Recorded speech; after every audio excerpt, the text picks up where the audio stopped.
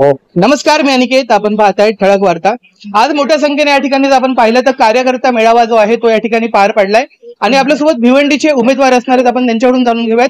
खरं तर या ठिकाणी जर आपण पाहिलं तर मोठ्या संख्येने कार्यकर्ते जे आहेत ते या संख्येत आपल्याला पाहायला मिळतात. आपल्यासोबत स्वतः कपिल पाटील सर असणार आहेत.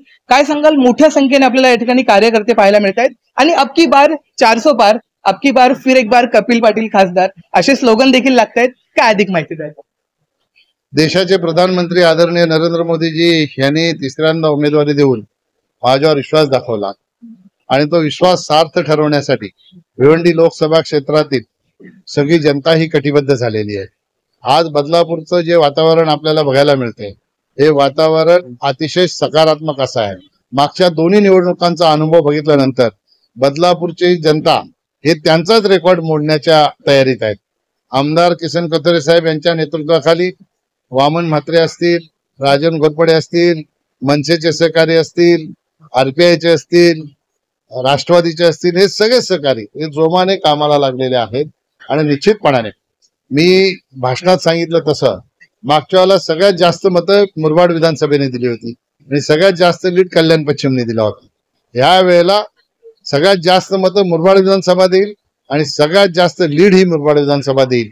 अशा प्रकारचा संकल्प सन्माननीय आमदार किसन कथोरे साहेब यांच्या नेतृत्वामध्ये आमच्या सगळ्या मित्र पक्षांच्या सहकार्याने केलेला आहे. आज या ठिकाणी एवढ्या मोठ्या संख्येने लोक उपस्थित आहेत.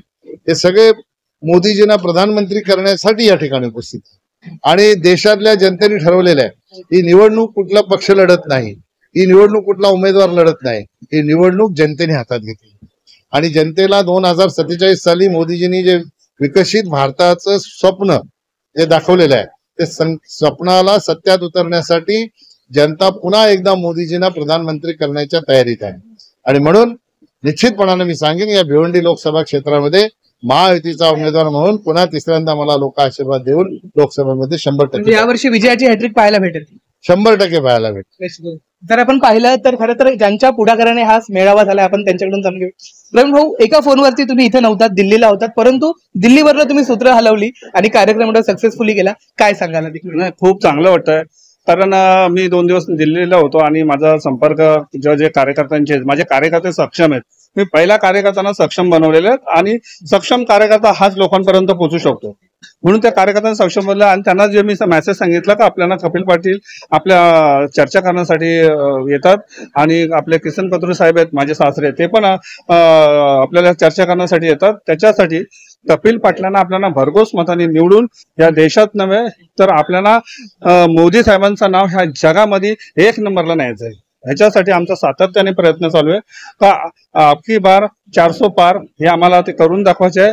देशप्रेमी कपिल पाटील साहेब आहेत, खरं देशप्रेमी आणि देशासाठी आणि ह्या महाराष्ट्रासाठी त्यांनी काय करावं ह्याच्याने आम्ही आशा बाळगतो, अपेक्षा करतो आणि ती नक्कीच आमची आशा अपेक्षा पूर्ण करतील. कार्यसम्राट आमदार आहेत, आपण त्यांच्याकडून जाणून घेत. सर, काय सांगाल, अशा प्रकारे कार्यकर्त्यांचा उत्साह पाहायला भेटतोय, काय अधिक माहिती द्या. प्रवीण राऊत एक चालतं बोलतं एक व्यासपीठ आहे आणि लोकांच्या घरामध्ये नाही तर मनामध्ये घर करलेला कार्यकर्ता आहे.